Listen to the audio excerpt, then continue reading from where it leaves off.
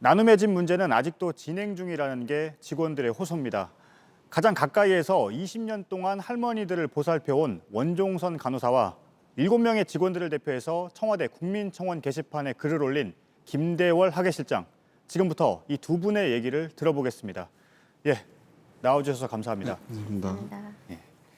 먼저 김대월 실장님께 질문을 드리겠는데요. 어제 올린 국민청원이 사실 2차 고발의 성격을 갖는데요. 네네. 후원금 문제가 공론화된 이후에도 크게 달라진 게 없다고 보시는 건가요?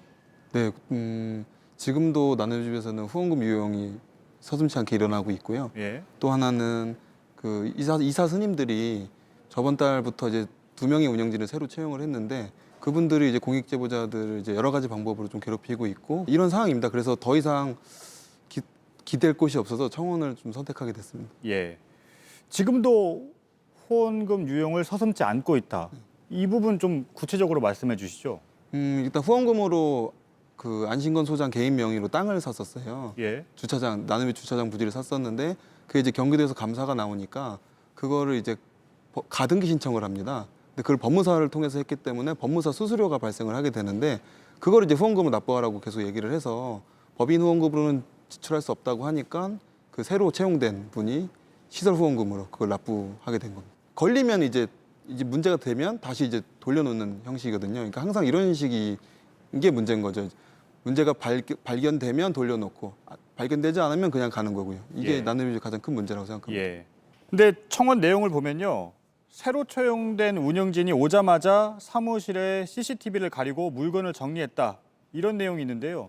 그때 상황을 좀 더 설명을 해 주시죠. 그러니까 그 사무실이 지금 문제가 되고 있는 그 전 사무국장 사무실인데요. 예. 그 사무실에서 외화, 현금 또 할머니 기부 약정서인데 할머니 유서처럼 보이는 그 약정서가 좀 위조 의심이 되는 그런 다양한 서류들이 나왔거든요. 지금 저희들도 거기에 어떠한 서류가 더 있는지 알지 못합니다. 근데 이제 새로 채용된 분이 스님, 그러니까 종단 스님의 조카라고 하더라고요. 그러니까 그 분이 오셔서 CCTV부터 먼저 가리시고 그 다음에 방의 가구나 책상, 서랍 위치들을 다 바꿔놓으셨더라고요. 그래서 저희가 화를 내면서 이거 이렇게 하시면 안 된다. 여기는 뭐가 있을지 모르니까 보존해야 된다라고 했는데 예. 알겠다, 방을 나오겠다고 하면서 지금도 그 방에 계시고요. 그 방에 창문도 다 천으로 가려놔서 빛도 밖으로 나가지 않게 예. 다 가려놓은 상태입니다. 지금 고발이 된 상태잖아요. 네네. 그럼 경찰이 아직 수사를 안 하고 있습니까? 저희가 3월에 고발을 처음 했는데요. 예. 검찰에 고발을 했는데 그때는 수사가 좀 제대로 되지 않았고 조금 의지도 없어 보였다가 이제 방송이 나가고 좀 시끄러워지고 나서는 광주경찰서에서 이제 뭐 회계 서류를 이미 제출 받아가는 식으로 서류를 가져가서 지금은 수사가 그래도 그 전보다는 좀 되고 있는 것 같은 느낌을 받습니다. 예. 이미 제출만 받아갔다는 말씀이시죠? 예. 간호사님께 좀 질문을 드릴 텐데요. 운영진이 간병비를 더 타내려고 간호사에게 서류 조작을 시켰다. 이 부분이 청원에 있는데 네. 이번에 처음 나온 얘기 같습니다. 좀 네. 설명을 해주시죠. 네. 여가부에서 지원하는 간병비가 24시간 88,000원이고 12시간씩 하면은 하루에 65,000원을 지급을 합니다. 예. 네, 현재 저희 요양보호사 선생님들이 두 분이 48시간 근무, 48시간 휴무 그렇게 돌아가고 있고요. 한 달에 15일을 근무하고 계십니다. 그런데 하루에 88,000원이면 모자라는 금액이니까 13만 원을 맞춰주기 위해서 반일씩 근무하는 걸로 30일 근무하는 것으로 서류를 조작해서 올리라고 했습니다. 예. 예, 처음부터 저는 안 된다고 말씀드렸지만 그렇게 올리라고 해서 저는 요양사 선생님들 월급을 드려야 되기 때문에 시킨 대로 그냥 사인하고 올렸습니다. 예. 병원에 가실 때도 간병비가 필요하잖아요. 네. 그때는 후원금이 잘 쓰였습니까? 아니요. 병원에서 입원하실 때는 간병비가 지급되는 수준이 조금 다릅니다. 예. 일일 여가부에서는 93,000원을 지급하는데요. 실제로는 할머니들 상태에 따라서 10만 원 내지 12만 원씩을 지급을 해드려야 돼요. 예. 그러면 그 차액은 할머니 본인이나 보호자가 내시고 계셨습니다. 여지까지. 예. 그 부분에 대해서 혹시 문제는 제기하셨습니까? 계속 보고를 했죠. 그 상황을.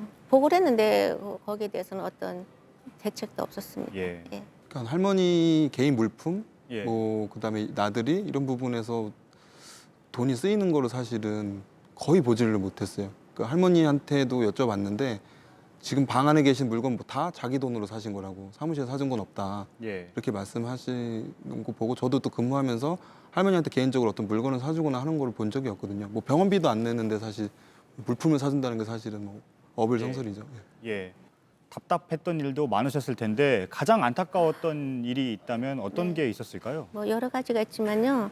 2018년경 여름에 할머니 한 분이 갑자기 배가 아프다고 그러셨어요.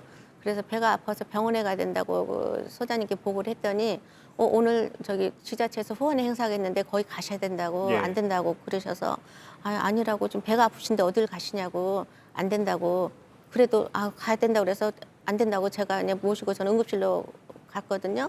근데 그날 장천공이 있었어요. 급성으로. 그날 안 가셨으면 진짜 위험한 일 당할 뻔하셨습니다. 예. 네. 실장님도 좀 안타까웠던 순간들이 있었을 텐데요. 어떤 점이 그랬습니까?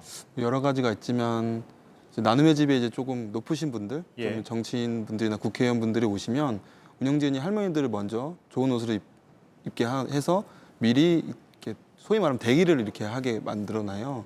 그러면은 그분들이 오시다가 좀 늦어지시거나 아니면 오시는 길에 바로 안 들어오시고 역사관을 좀 보시면 예. 할머니들이 거기서 30분씩 그냥 1시간씩 계속 기다리고 앉아서 기다리셔야 되는 거예요.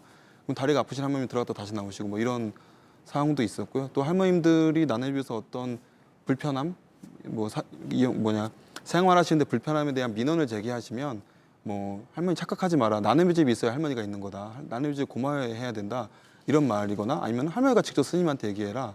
뭐 이런 식으로 민원 할머니들의 욕구를 차단시켜 왔다는 게 직접 그런 말을 할머니들에게 했다는 건가요? 네. 예. 간호사님, 네. 오늘 어렵게 나와주셨는데요.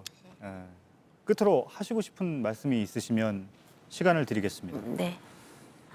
나눔의 집에 후원하신 분들은 할머니께 잘 써달라고 후원해 주시는데 이렇게 너무나 당연하고 기본적인 일들이요. 저희가 이렇게까지 해야 되는 상황이 온 게 저는 너무도 그냥 당황스럽고 안타깝습니다. 마음이 아프고요.